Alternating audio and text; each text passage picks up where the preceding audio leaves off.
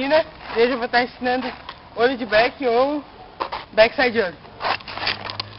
Bom, gostando dos pés, para começo você bota o pé mais aqui na ponta do tail e perto dos parafusos, ou mais perto do tail aqui, ó. Pra quando você virar, você tentar cair de nose e virar, ou senão virar direto.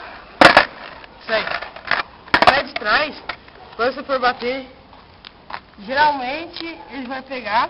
Quando você estiver indo, você vai cair com o pé muito aqui na ponta. Se você tiver com o pé muito na ponta do tail e metade.